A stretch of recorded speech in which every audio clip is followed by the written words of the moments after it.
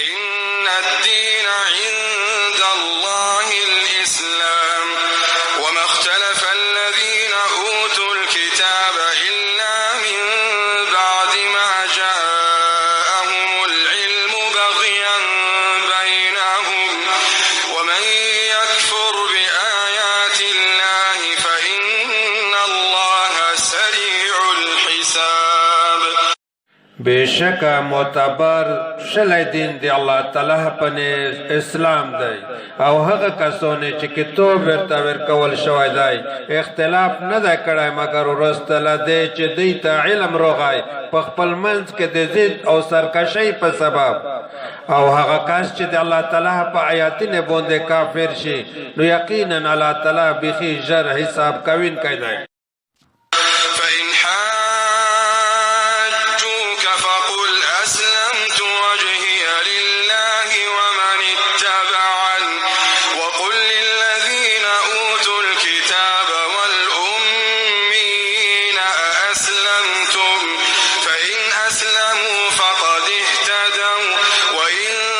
تولوا فإنما عليك البلاغ والله بصير بالعباد. بیا کچېرې دوی د تو سره جګړه کوي نو ته ورته ووایه ما خپل مخ خاص الله تعالی ته تابع کړی دی او هغه چا هم تابع کړی دی چې زما پیروي کوي او ته هغه کسانو ته ووایه چې هغوی ته کتاب ورکول شوی دی او امیانو ته آیا تاسې اسلام راوړی پس که دوی اسلام راوړ نو یقینا دوی سمه لار وموندله او که وګرځېدل پس بېشکه په تو باندې صرف تبلیغ کول دی او الله تعالی بندګانو لره شلی دینکی دی. إن الذين يكفرون بآيات الله ويقتلون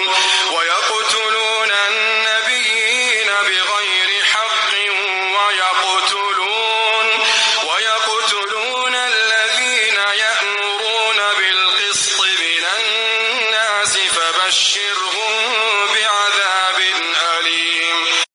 बेशक هغه کسان چې د الله تعالی په آیاتونو باندې کافران کیږي او نبیان ناحقه وژني او په خلق کې هغه کسان وژني چې د انصاف کولو حکم کوي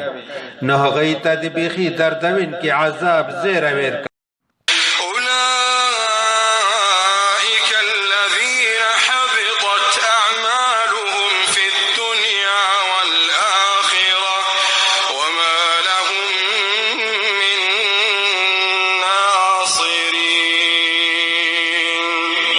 دا هغه کسان دي چې د دوی عملونه په دنیا او آخرت دواړه کې ضایع شوي دي او نشته د دوی دپاره هېڅوک مدد کوونکی.